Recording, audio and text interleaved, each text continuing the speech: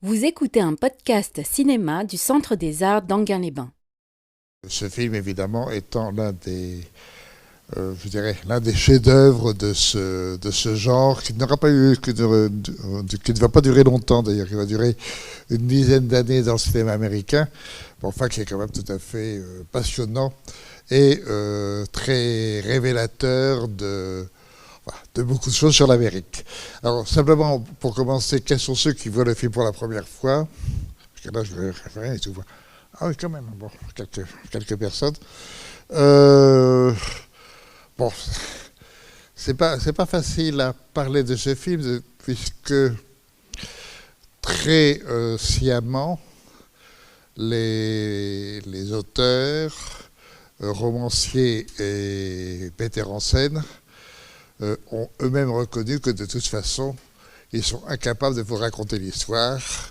C'est impossible à comprendre, donc c'est pas grave. Et c'est fait exprès sur ça, que ce soit totalement confus, que le film qui se passe à Los Angeles soit complètement dans le brouillard. Ce n'est pas innocent, évidemment, puisque de toute façon, il faut que vous-même, spectateurs, vous soyez dans le brouillard par rapport à l'histoire. Bon, alors, ce qui est important, c'est deux choses. D'une part, quand même, le propre même enfin, du film noir à partir du roman noir, et de l'autre, évidemment,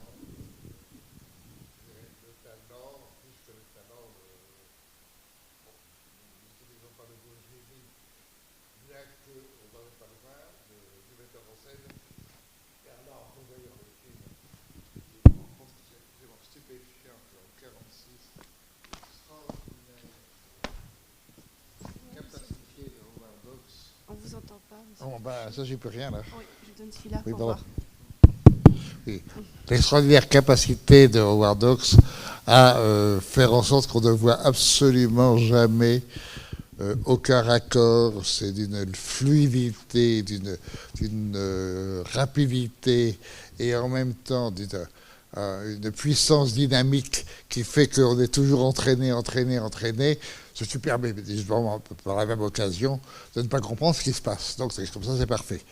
Euh, alors là, c'est vraiment une chose qui m'intéresse énormément dans ce film, c'est donc l'écriture, mais surtout le fait que Hawks, ayant un genre de nouveau à travailler, puisque son but était enfin son but avoué d'ailleurs, était de toucher à tous les genres que traitait Hollywood et de faire pour chaque genre le chef-d'œuvre du genre. Donc là, il va faire 2 films noirs, en tout et pour tout, il n'en fera pas plus, mais il est vrai que celui-ci, qui est le second,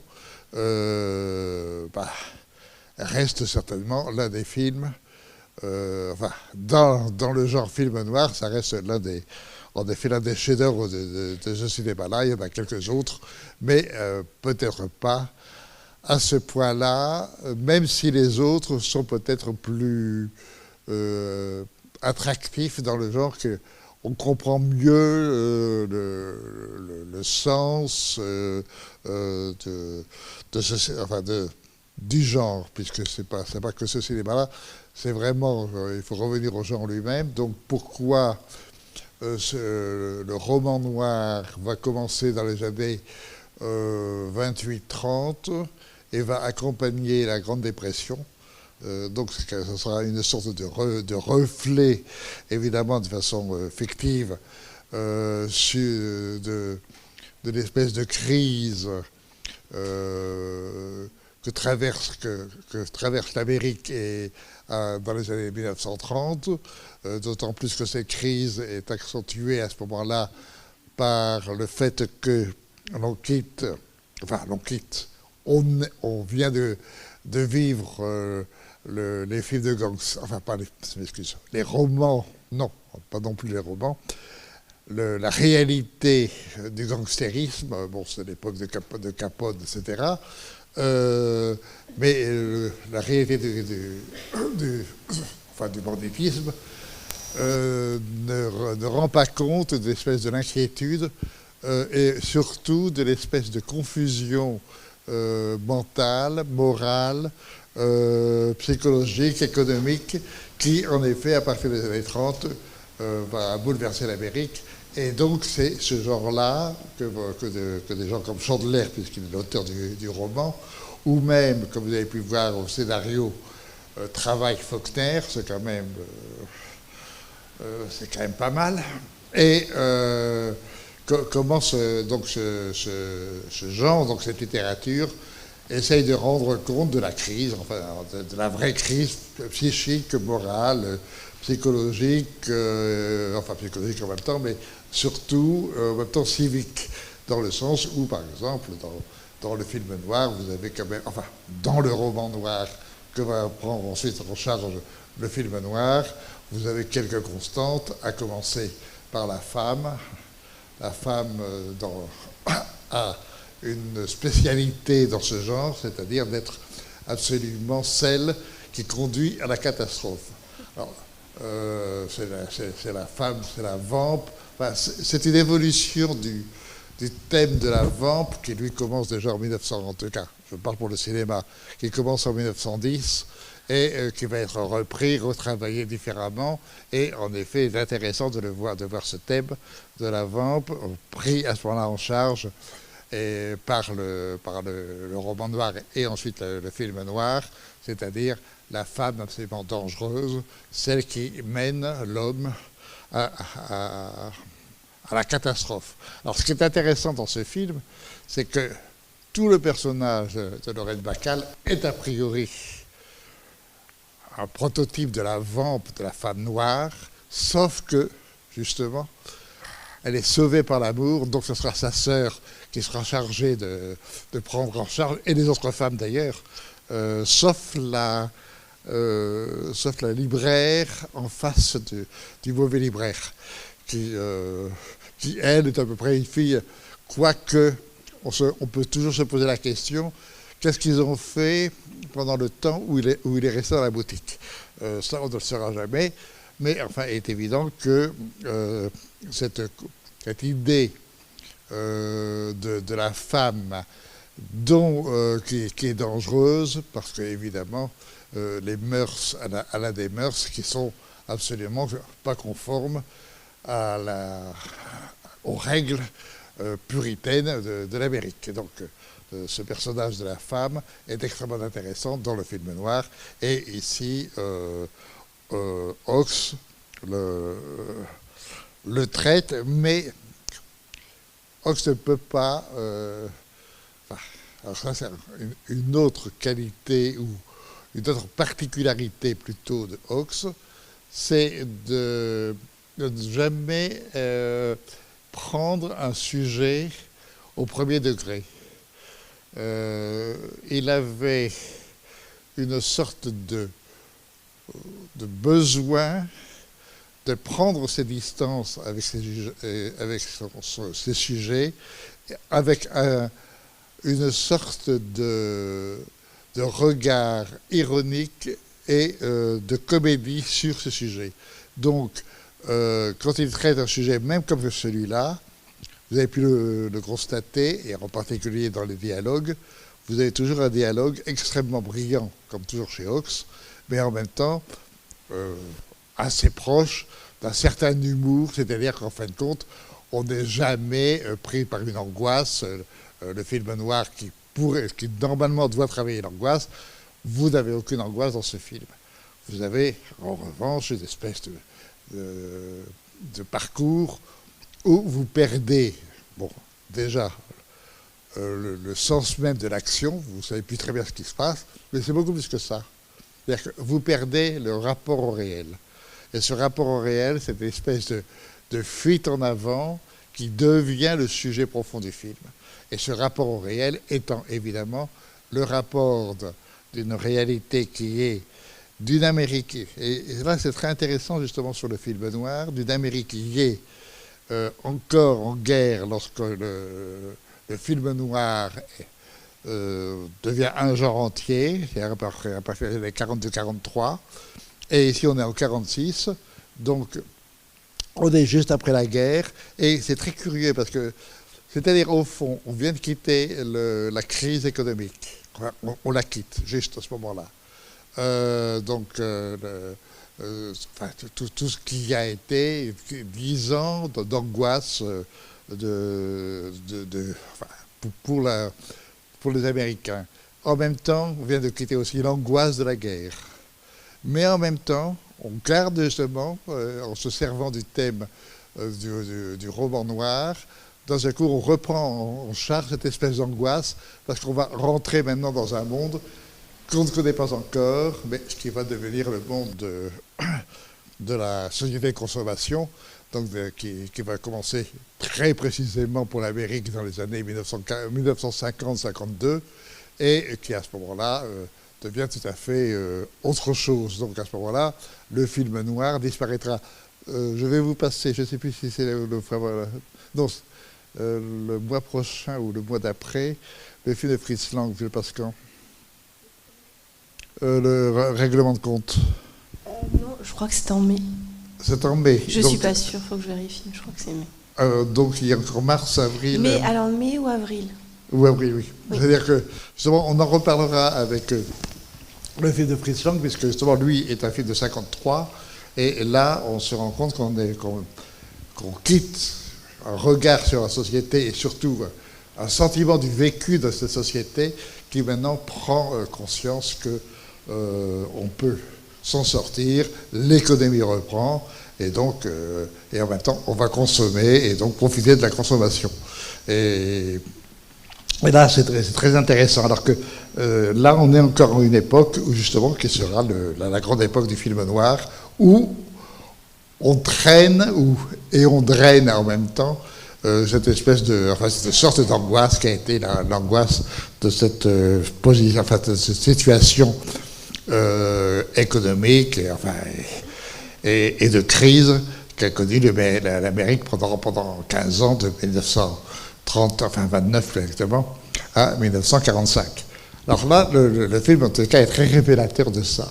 Et quand vous comprenez bien, quand vous regardez bien le film, vous voyez bien que c'est un monde où d'un seul coup on ne sait plus qui commande, et que l'argent est un argent maintenant c'est un argent coupable. C'est plus un argent qui est lié à un capitalisme triomphant, un capitalisme qui est en même temps qui assure la sécurité, la richesse, le bien-être, etc. Bref, le mythe de ce capitalisme qui arrive à ce moment-là, au moment où il est en train de mettre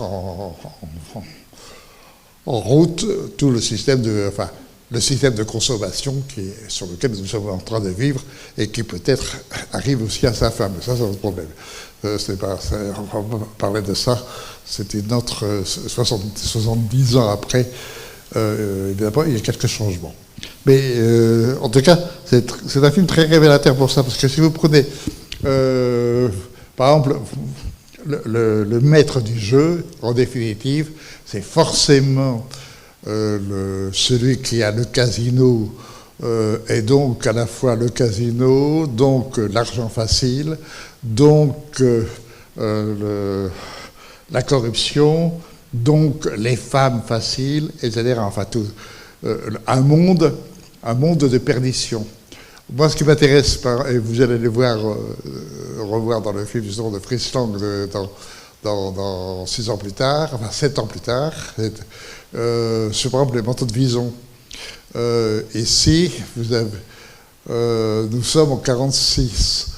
Alors, le manteau de fourrure dans le cinéma avant, c'est uniquement destiné aux stars archi-hollywoodiennes où elles ont droit aux grands manteaux de Vison, d'Hermine, etc.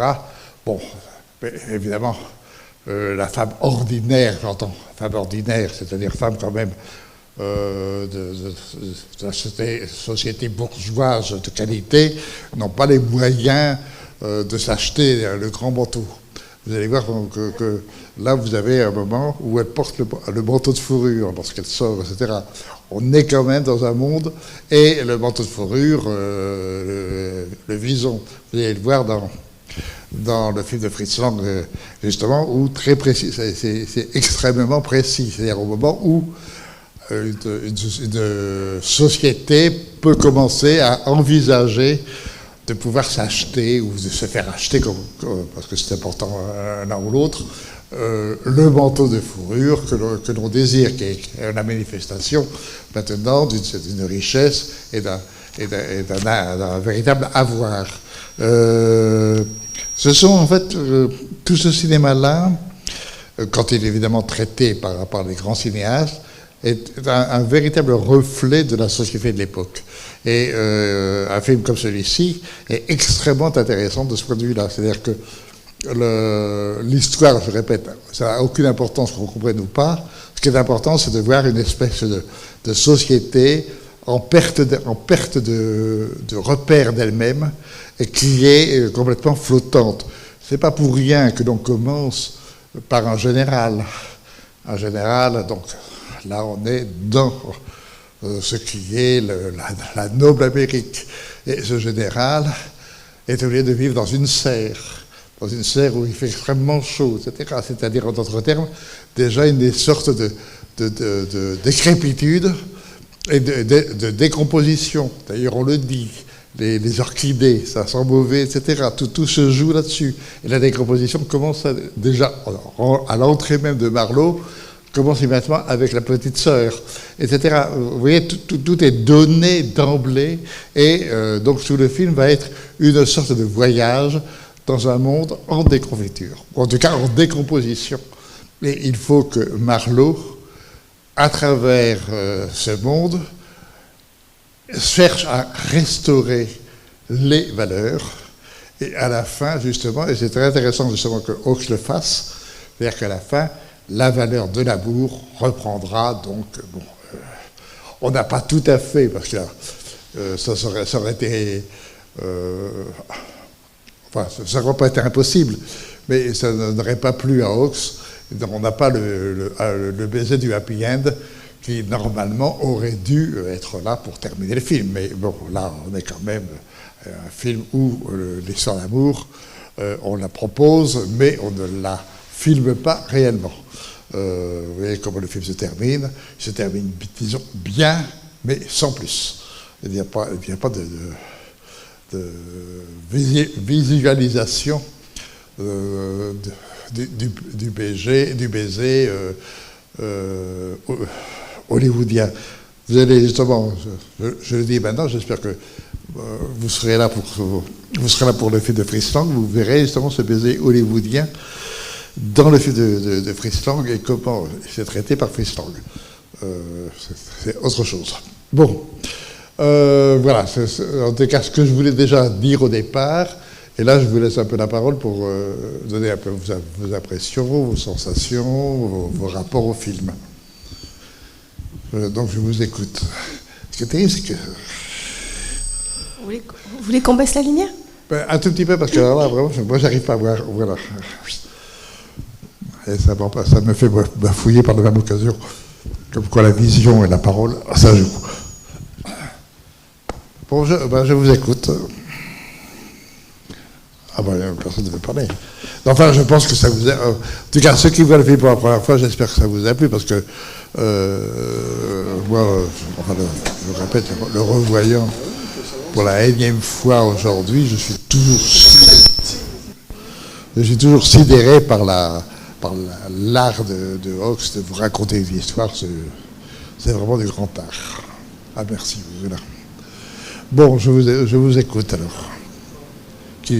Oui, attendez, je crois qu'on va vous redonner le micro.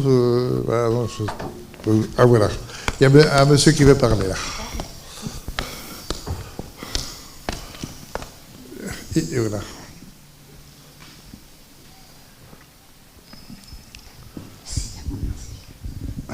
Oui, bonsoir. Je trouve que Lorraine Bacall, à la fin du film, elle laisse planer un doute.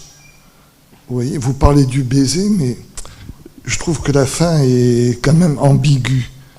De toute façon, il est obligé de le faire comme ça, puisque sinon, il n'aurait pas été cohérent et surtout logique avec lui-même. À partir du moment où, dans le genre donc, roman noir ou film noir, donc la femme est dite maléfique.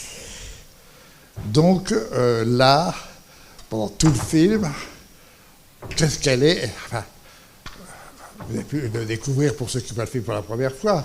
Chaque fois où il faut ne pas être, elle est là.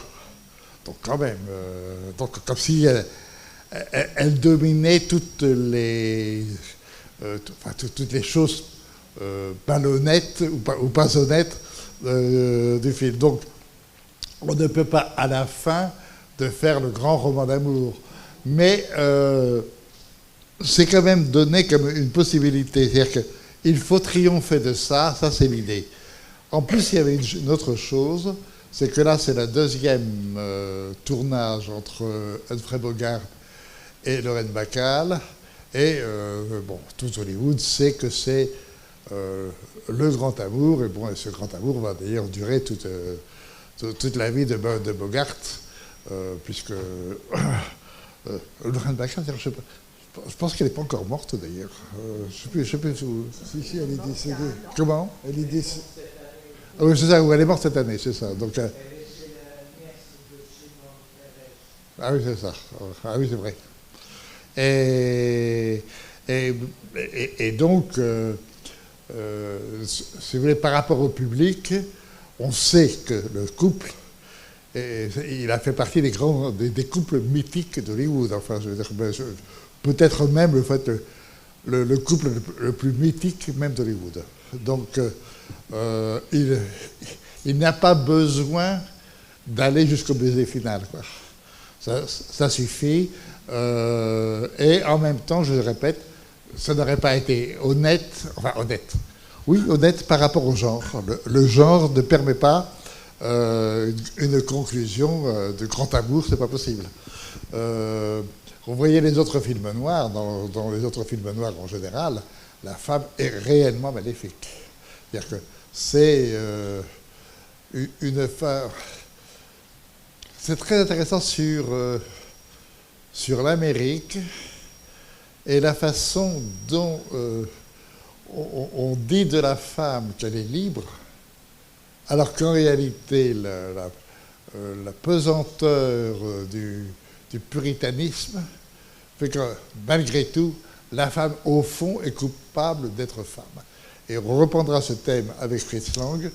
Alors évidemment, vu entre un Howard Hawks qui est un des rares cinéastes totalement américains, enfin, dire totalement américain, c'est difficile puisque tout le monde en Amérique, en tout cas, tous les Américains sont des émigrés, en dehors des Indiens. Donc, mais malgré tout, des gens comme Hawks, comme Cécile B2000, sont des gens tout à fait anciens d'Amérique, et ce sont en plus des puritains. Hawks, famille Boston. Donc on ne peut pas faire plus puritain, Mayflower, que Boston. Alors qu'évidemment, quand on aura Fritz Lang, c'est quand même l'Autrichien allemand qui est venu se réfugier aux États-Unis en 1933. Donc c'est un autre regard, c'est un regard occidental, et donc un regard qui n'est pas en plus protestant, qui est Lang étant moitié juif, moitié catholique, donc c'est pas du tout le même regard, et le regard que porte Lang sur l'Amérique ne peut pas être le même que celui de Hawks sur l'Amérique. Et il est évident que là, on a, chez Hawks, ce désir de représenter la femme, qui est, d'ailleurs, en plus chez lui c'est toujours très intéressant, c'est-à-dire que le rôle de l'homme chez Hawks, ça c'est très, très américain, c'est justement très puritain. Le rôle de l'homme, c'est de dominer le monde et la nature. Le rôle de la femme, c'est d'être la nature. Donc, obligatoirement, la femme est dangereuse pour l'homme, puisqu'elle est de la nature, mais en même temps, elle doit être quand même dominée par l'homme. La domination masculine dans le cinéma de Hawks est capitale. Alors, ici, malgré tout ici aussi, mais enfin, c'est moins le sujet du film que dans d'autres films de Hawks, où alors c'est beaucoup plus net, et en particulier dans les comédies de Hawks, par exemple une comédie de Hawks qui est tout à fait magnifique, avec Gary Grant, qui joue un officier français que une capitaine américaine ou une commandante américaine, occupante de l'armée, épouse. Et donc, c'est-à-dire que, comme toujours chez Hawks, on inverse. C'est-à-dire que en 40 ans, juste à la 44-45, il y a une loi qui permet aux soldats américains d'épouser ou une Allemande, ou une Française, etc., ou une Italienne, après la libération, et à ce moment-là, parce que comme ils les ont épousés, de les ramener en Amérique. Donc, elles deviennent américaines obligatoirement. Et Hawks inverse la chose en faisant qu'une commandante américaine, ou une capitaine, enfin je sais pas son grade, épouse un officier français. Et à ce moment-là, à partir du moment où elle l'épouse, à ce moment-là, il a le droit de devenir américain. Donc le rôle de l'homme est dans ce coup pris par la femme. Et ça, vous êtes vraiment dans le système hawksien qui est toujours de faire une inversion. Bon, je vous donne un exemple. Dans d'autres films qui n'a pas tourné, c'était un film qui a été, je ne sais plus qui l'a tourné, je crois que c'est Hathaway ou quelqu'un comme ça, sur une histoire vraie d'ailleurs, de quelqu'un qui est au 15e étage dehors, prêt à se suicider, et ça sera tous les films qui sera fait par Hathaway, on va essayer de venir le sauver, qui ne se suicide pas. Et on avait proposé le sujet à Hawks au départ, et Hawks avait immédiatement inversé le sujet. C'est-à-dire, un homme était dans une chambre d'hôtel avec une femme, le mari arrive et il se sauve par la fenêtre, et à ce moment-là, il est obligé de jouer à celui qui va se suicider afin que la femme ne soit pas compromise. Automatiquement, l'inversion du sujet, et ça, on est typiquement dans Hawks. Alors, ici, dans ce film, il ne peut pas inverser véritablement le sujet. D'autant plus, je répète, qu'il y a quand même Chandler et il y a quand même Faulkner. Hawks, de ce point de vue-là, était quand même quelqu'un d'extrêmement cultivé et très au fait de ce qu'il y avait de meilleur dans la création artistique et en particulier littéraire américaine. Donc c'est quand même quelqu'un d'extrêmement intelligent et qui a joué sur cette intelligence, en effet, comment retravailler les genres, comment travailler les sujets, la dramaturgie, etc. Mais en fin de compte, en faisant ça, en jouant sur la version, il met toujours, je répète, un ton de comédie. Et ici, qui est quand même très net, en fin de compte, dans le rapport entre elle et lui, on est quand même... Alors, avec en plus, évidemment, comme toujours chez Hawks, on est très puritain. Il n'empêche qu'on est quand même... on ne touche pas au sexe, mais on ne pense qu'à ça. Et vous avez une scène qui est, de ce point de vue-là, tout à fait très hawksienne. C'est la scène où ils sont tous les deux au café ou au restaurant, où ils parlent de chevaux. Et si vous comprenez tout ce qu'ils disent, c'est vraiment la métaphore du cheval sur réellement l'acte sexuel, quoi. Et ça, vous êtes vraiment dans du pur Hawks, là, à ce moment-là. Et dans tout son cinéma, et en particulier dans ses comédies, c'est extrêmement net. Mais même dans ses drames, enfin. Mais je pense que c'est peut-être le film quand même le plus dramatique qu'il ait réalisé. Enfin, ça, c'est pas moi. En revanche, la plupart de ces films sont des films, enfin tous ces films d'ailleurs, sont des films d'action. Donc de ce point de vue-là, il est peut-être pour moi le vrai cinéaste américain en tant que le cinéma américain est le cinéma de l'action. Et lui, c'est un... Voilà. Quand on regarde ce film-là, du premier plan au dernier plan, pas un moment de chute de tension. L'action est tout le temps là. Je répète, vous ne savez pas ce qu'elle vous raconte, mais vous êtes pris par. Et c'est admirable, enfin, sur l'écriture, c'est admirable d'élégance, la façon dont il travaille, je répète, le mouvement, quoi. On ne peut pas quitter le mouvement. C'est-à-dire qu'il travaille, si vous voulez, la dynamique, mais de toute façon, je dirais presque en physicien. C'est-à-dire qu'il travaille la dynamique sur l'énergie. Et il joue les deux énergies, l'énergie statique et l'énergie active. Je ne sais pas comment ça s'appelle, je ne connais pas les termes physiques, mais il y a. Et l'énergie statique, c'est toujours très intéressant chez Hawks de voir comment une scène, il y a justement une sorte de pesanteur, pas de pesanteur, mais de lenteur qui permet à ce moment-là, comme un moteur de voiture, de se charger d'énergie pour pouvoir redémarrer et refoncer. Et donc vous êtes comme dans un film de Hawks, et celui-là, entre autres, toujours pris par le mouvement d'une énergie qui monte, et qui d'un seul coup se libère, et on repart. C'est démarrage, accélération, démarrage, accélération, etc. Et ça, c'est de ce point de vue, personnellement, je ne suis pas le seul, on peut considérer Hawks comme le grand cinéaste américain en tant que le cinéma américain et le cinéma d'action. Et on peut pas, je répète, on ne peut pas faire mieux. Je veux dire que ce film n'a pas vieilli. Sur l'écriture, est aussi, il l'est aujourd'hui encore, même si on ne travaille plus la dramaturgie elle-même et le récit de la même façon, mais en tant que façon de filmer, on est dans la modernité, c'est très archi-moderne.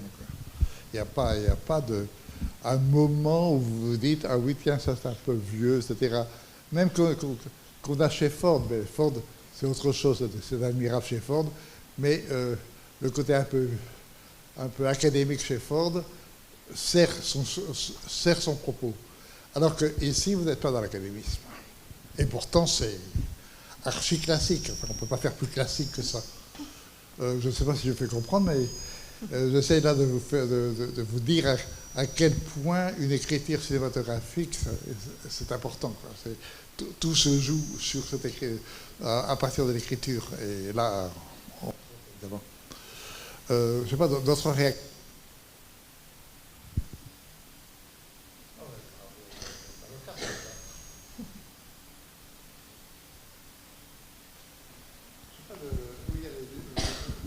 Donne le micro, s'il vous plaît. Attendez, prenez le micro si vous voulez bien.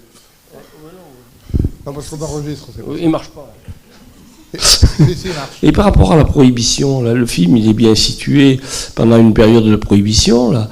Alors on boit beaucoup, sauf le général, parce que lui, c'est la nature qui lui interdit de boire. Et alors... on n'est pas l'époque n'est pas située. Hein. C'est ça, oui. En principe, on est 46, mais je veux dire que ce que vous dites est... Et oui, c'est ça. Est-ce que c'est terminé à ce moment-là ou... De toute façon, oui, la prohibition est terminée. Ah, oui. Où elle se termine, de toute façon, mais il en reste encore... c'est-à-dire, ça a tellement marqué toute cette époque-là. Le gangstérisme, l'alcool, la prohibition, la fin de la prohibition... la crise économique, etc., la guerre, font que dans l'esprit des Américains, il en reste évidemment énormément de choses. Et l'idée ici que c'est quand même sous-entendu, ce sont quand même les gangsters qui risquent d'avoir gagné. Et heureusement, il y a Marlowe qui est là et qui est le grand détective. Donc quand même, et c'est intéressant. Bon, on joue les clichés du roman noir, mais il n'empêche que ce n'est pas la vraie police qui intervient, alors que vous avez un thriller, c'est la vraie police qui intervient. Alors que là, c'est un détective privé. Et la notion même du détective privé fait que justement, vous n'êtes plus dans une société solide, mais au contraire une société extrêmement fluctuante, dominée par... Alors vous allez voir justement comment Fritz Lang, 7 ans plus tard, retravaille ça tout à fait différemment. Mais là, la collaboration est très étroite quand même entre les deux. Hein. Comment ? La collaboration entre le privé et la police est quand même assez étroite. Hein. Ils viennent tout de suite. Non, en fait, la police intervient tout de suite. Non, oui, mais la police n'intervient quasiment pas dans le film. C'est-à-dire qu'ils ne pouvaient pas s'amuser à faire que ce soit un détective privé. De toute façon, dans tous les films noirs, les détectives privés sont quand même en rapport avec la police. Et ils aident la police. Mais la police, en tant que telle, elle n'est pas le sujet du film. Alors que vous prenez un thriller, la police est au contraire le sujet du film. Et l'autre sens du film que j'ai vu, c'est la chance. Bon, pour réussir, il faut l'amour, bien sûr, mais la chance, parce que dans la dernière scène, il s'en sort parce qu'il est arrivé le premier, et il le dit, quoi. Enfin, si j'ai bien compris les dialogues, bien suivi, c'est sans la chance, jusque-là, il n'avait pas eu de chance, l'autre était toujours... Non, c'est pas la chance, c'est d'être en Amérique. En Amérique, c'est pas la chance, c'est la réussite. Si vous êtes un bon puritain, donc un bon américain, là, je fais exprès de faire une grande extension du puritanisme. C'est quoi un américain? C'est le principe de base, c'est on est choisi par Dieu. Et si on est choisi par Dieu, c'est que on doit prouver individuellement qu'on est capable de réussir. La réussite est l'objet et le sujet profond de tout Américain. Il faut réussir et la preuve de la réussite, c'est l'argent. Et la réussite est individuelle, elle n'est pas collective. Ça, c'est le propre même. Alors, ici, c'est ça. C'est pas la chance. Il ose, bien sûr qu'il prend des risques, mais il réussit. Il réussit parce qu'il ose. Alors, il ose parce que justement, il fait le bien. Enfin, en tout cas, après, vous pouvez travailler ça, mais sur le puritanisme, le film est tout à fait passionnant. Et c'est bien pour ça que, comme toujours chez Hawks, le puritanisme est toujours évoqué par la décadence des mœurs, le sexe qui est extrêmement mis en valeur chez Hawks, mais en même temps aussi pour le condamner. C'est merveilleux. C'est pas hypocrite, c'est ironique chez Hawks, mais il y a quand même un peu d'hypocrisie quand même. Et c'est pas pour rien que enfin, écoutez, vous commencez un film comme celui-là, on sonne à une porte, on ouvre la porte. Qu'est-ce qu'on dit? Marlowe, le général vous attend. On avance. D'un coup, une fille descend l'escalier. La fille est court vêtue. Nous sommes en 1946. Je vous signale que les jupes ne sont pas à ce moment-là raccourcies à ce point. Elles vont être raccourcies un peu plus tard. Alors que là, elles arrivent quasiment mi-cuisses. Et la fille arrive, commence à faire du charme, qui est en plus une fille dont on peut penser qu'elle a 15-16 ans. Bon, on ne dit pas l'âge, donc on passe là-dessus. Et ensuite, qui tombe quasiment dans les bras du mec. Dans le genre décadence et en même temps comportement, je dirais, quasiment scandaleux. Vous l'avez, Eder Seddi d'ailleurs, voilà, qui est cette femme? C'est Carmen, dit le majordome, c'est Carmen. Bon, elle est un peu, je sais pas quoi, des Marlowe. C'est-à-dire que d'emblée, le film commence par ça. Et ensuite, on entre dans une serre où il y a la décomposition des fleurs, etc., la chaleur. On vous montre immédiatement qu'on est dans une société qui est en train de... qui risque la décomposition. Et il faut que... et la lutte va être de recomposer. Et de sauver, évidemment, l'autre fleur vénéneuse qui, à la fin, se retrouvera être la femme merveilleuse dont on fera une épouse. Enfin, ça, c'est supposé. Vous comprenez mais c'est très... Le film est extrait. Je ne dirais pas qu'il est clair, mais quand on le regarde bien, il est très clair, en fait. Et il est, en effet, un reflet à la fois critique avec humour ou ironie d'une société qui n'est pas... qui est un peu trouble, mais aussi, et par la même occasion, un discours quand même américain, dans le sens puritain de Hawks. En fin de compte, à la fin, tout revient dans l'ordre. Alors que vous allez voir chez Lang, ça sera un peu différent. C'est vraiment... quand on regarde les grandes œuvres, de façon que ce soit sur la littérature, la peinture, etc., en tant que reflet des sociétés, on n'échappe pas à la réflexion. En général, regardez par exemple dans les critiques des films d'aujourd'hui, vous verrez que très peu de critiques voient le rapport à la société qui est dépeinte par un film. En général, bon, on vous raconte l'histoire comme ça, puis c'est tout. Or, une grande œuvre ou un grand film se doit de vous révéler pas les failles, le comportement des sociétés. Et montrer comment vivent les sociétés, et donc les individus, par la même occasion, dans les sociétés. Ça c'est capital. Pas d'autres réactions? Je vous ai rarement vu sécher autant.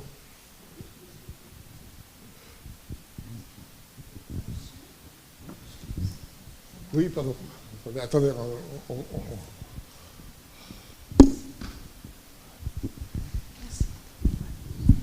Est-ce que vous pourriez revenir sur le rôle de un peu Lolita, de la jeune sœur, et par rapport à sa culpabilité éventuelle dans le meurtre de...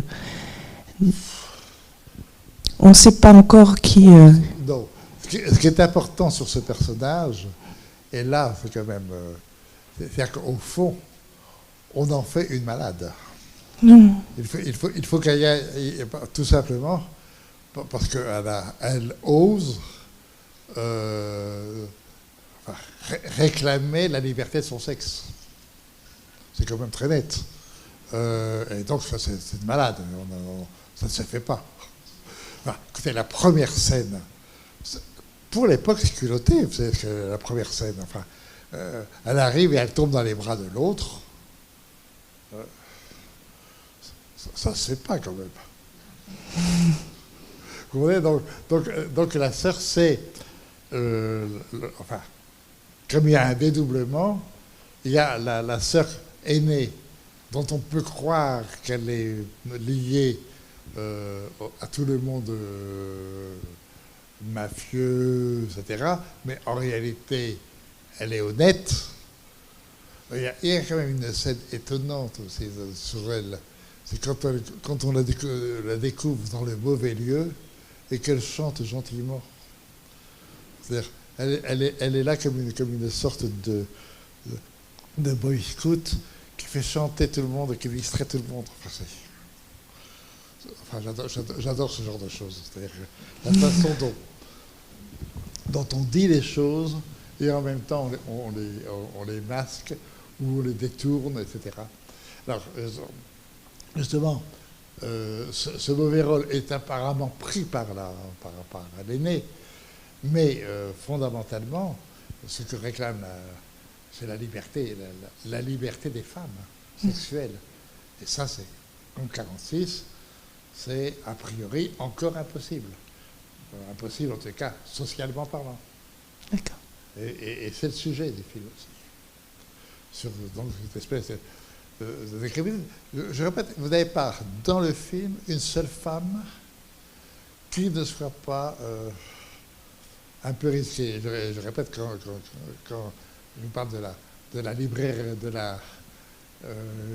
libraire d'en face, bon, la façon dont, avec ce génie qu'a Hawks, de pouvoir vous sauter comme ça à un moment, je ne sais pas combien de temps ça dure, mais on passe immédiatement à la suite, on ne sait pas ce qui s'est passé. Bon, c'est une façon comme ça très élégante de vous dire après tout qu'est-ce qui s'est... Enfin bon. Et l'autre femme qui est celle qui ne connaît pas les problèmes de... Je ne sais plus quoi, c'est les bénures, etc. Qu'on va retrouver ensuite, enfin, justement, étant lié au crime, quoi, ou en tout cas aux interdits. Et toutes les femmes dans le film sont à principe liées aux interdits, sauf justement notre Lorraine Bacall, enfin notre héroïne, qui elle est obligée de passer par là pour sauver quand même et sa sœur et l'honneur de la famille. Et c'est pas pour rien que là encore aussi, le film commence, là encore si vous prenez le début du film, qu'est-ce qu'on voit en même temps au début du film? Le blason. C'est-à-dire que là vous avez quand même la vieille famille aristocratique, je dis aristocratique dans le sens démocratique américain, la vieille famille américaine, solide, avec des racines, et qui est en train de se détruire, de s'autodétruire. Voilà. Non, le film est clair, hein, en fait. Enfin, clair pour ça.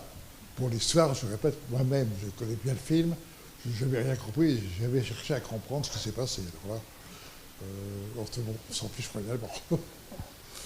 Bien, je ne sais pas si vous n'avez pas d'autres questions à poser. En tout cas, je suis ravi que vous ayez vu ou revu le film. Ça reste un film qui je ne pense pas, en tous les cas, qui ait pu décevoir quiconque. C'est un film qui vous prend de bout en bout et qui vous entraîne jusqu'au mot fin sans aucun problème, me semble-t-il.